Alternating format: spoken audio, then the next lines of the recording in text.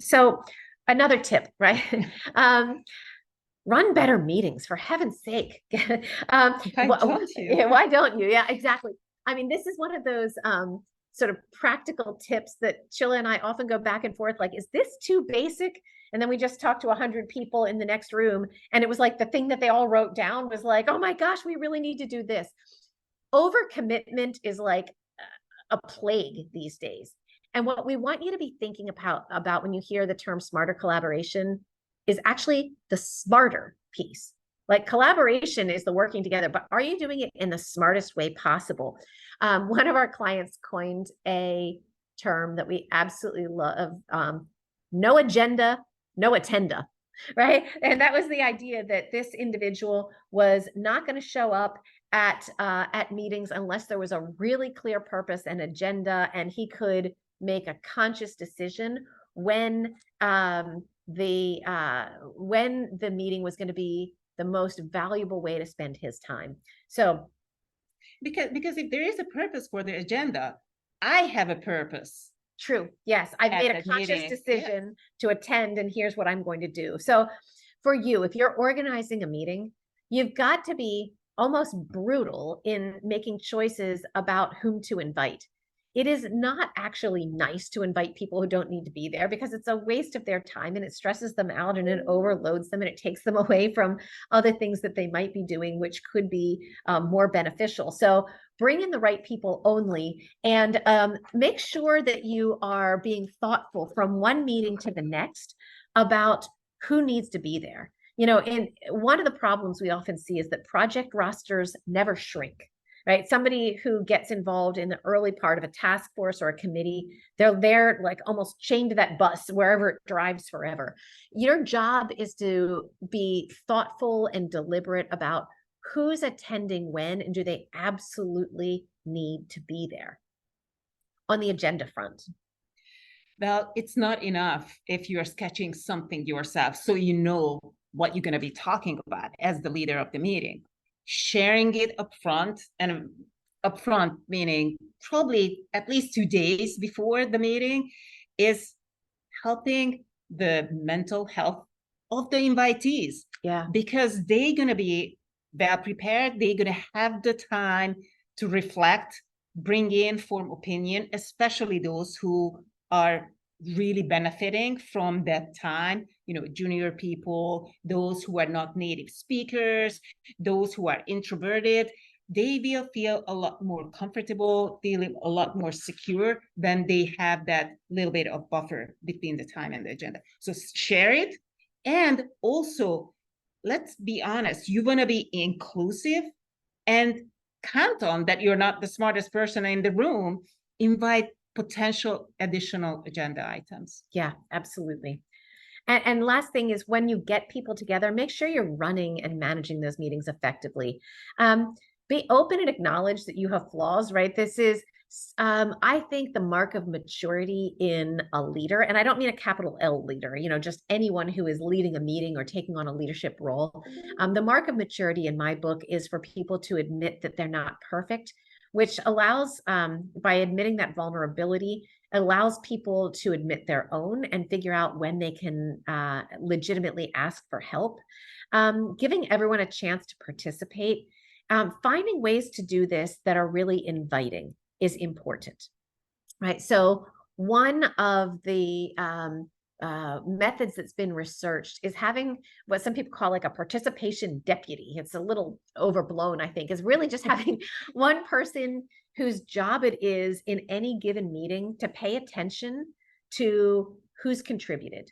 And in a gentle way, not calling somebody out like, hey, Bob, what do you have to say for yourself? But more like saying, you haven't had a chance to contribute. What do you think about these ideas, right? Or, do you want to say anything at this point? Inviting people in and creating the sense that because people are deliberately chosen to be there because you believe they have something to contribute, giving them the opportunity to say what it is that they are adding to that conversation. Where do they disagree? How do you spur up the debate and the challenge is absolutely essential. And then, we're going to see. Let me just go back to the earlier question. you were wondering what are the best practices to collaborate virtually. Then Yeah. there is the virtual meeting and you have the team together. That's why having the name, having the face Yeah. is a very nice contribution. It's a gesture, because then whoever is the deputy, making sure that everybody has a chance to contribute and kind of navigate the airtime, people can call on you, can invite you. They can potentially read your body language. Are you ready to jump in? You've been trying to say something, but never had a chance. So these kind of, more open channels are helping that effective meeting management, even virtually. Yeah, 100%. Yep, great point. And then, when the time comes, and it's inevitable that, somebody will engage in ways that are less productive, disrespectful, etc., you need to be prepared. How do you take this on? I am not a fan of jumping on it in the moment unless it is really egregious, because it can backfire. It can undermine psychological safety, especially if somebody has done something inadvertent. And so, my policy is, when I'm part of a meeting where that happens, is without naming names or calling anybody out, calling for a break, right? As soon after I'm observing that kind of behavior, and gently pulling somebody aside, or maybe not so gently, depending how egregious it was, and having that conversation, helping people understand the effect that they're having on people and how it ricochets back on them. One caveat on that. When we are calling people out, whether it's break or not, I've been on meetings when apparently the call out happened virtually in the chat. Oh, yeah. The meeting facilitator wanted to make sure that it's still private, and it just went downhill from them. Then, people were, whoever was meant to be reading it didn't read it, and the behavior went on, and it was very disruptive. So, Yeah. but you have to call out, Yeah. right? But it's not a best practice to do anything like that in the chat. Yeah, exactly. That's gone very badly in different situations. I'm guessing everyone here has those experiences as well. Denise, we're seeing that there are more comments coming into the chat. Should we just take a pause here? Is there anything that we should be acknowledging, or any questions at this point? I'm not seeing any new questions. I did have a comment from something earlier where you were talking about, the agenda and having a purpose for the meeting, and then having that person then understand what their role is, and how that has to have a correlation with increased confidence and less anxiety that you were talking about earlier. Like, I know why I'm here. I know why I've been invited to this. Yeah, absolutely. And that level of transparency is absolutely vital. I mean, if I'm organizing a meeting and I can't articulate why I've said all 5 people need to be there, okay, that's on me, right? And taking that extra step to help somebody understand why we anticipate that they will be valuable. If I, had a hypothesis that I should be inviting this person, and she gets back to me and says, no, actually, like, that's not my area of expertise, or I'm not sure how I can actually help in this situation, much better to hear that ahead of time than to have somebody waste an hour and and then not be able to contribute. Sometimes it's worth taking a flyer, right? I'm not really sure I'm the best person for this, but let me sit in, let me expand my horizons, and maybe I can contribute. So, sometimes it's worth taking a chance, but at least making sure we're doing it deliberately. And I had another comment when you were talking about the different tendencies. Like, we all have these behavioral tendencies that show up when we're trying to collaborate or not collaborate. How do we catch ourselves when maybe we're being irritable about somebody else's behavioral tendency? We recognize somebody who may be high wary, like we have a lot of high waries in legal.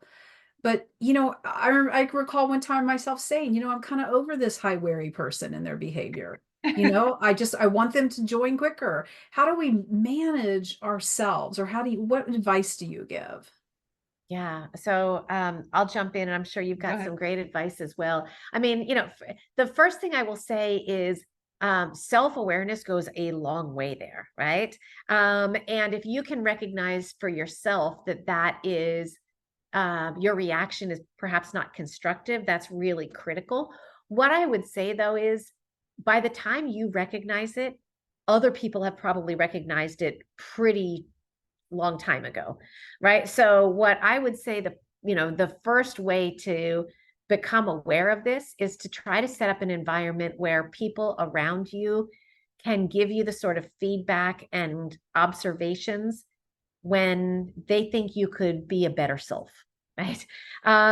If you surround yourself with people who are open with you about where you can make improvements, about how your reaction was less constructive, why the way you're interacting with a certain individual isn't bringing out the best in them, that's going to be absolutely essential, is to get that kind of feedback and observation from people around you sooner, because it will probably help to nip the behavior in the bud before it gets more detrimental. So that's kind of the first thing I would say is, have kind of early warning signals that don't rely on you entirely being the only detector of that kind of behavior.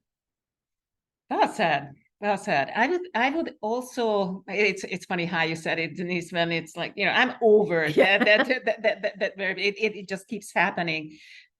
Been there, done it.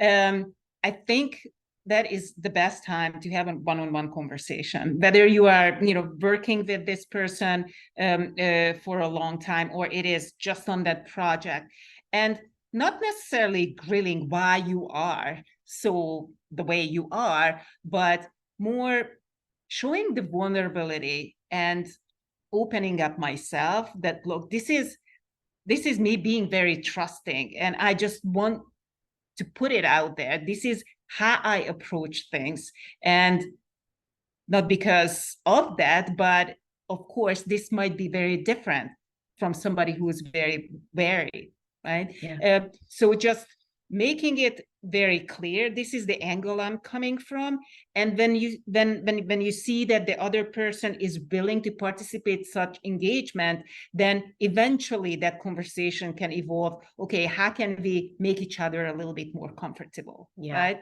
But even if that's not happening, you already opened up and gave a little bit more room for that other person to get a little bit closer. Yeah. And questions are brilliant in that situation, right? Rather than simply kind of advocating my position and here's where I'm coming from, asking people where they're coming from and how they experience it can be really helpful.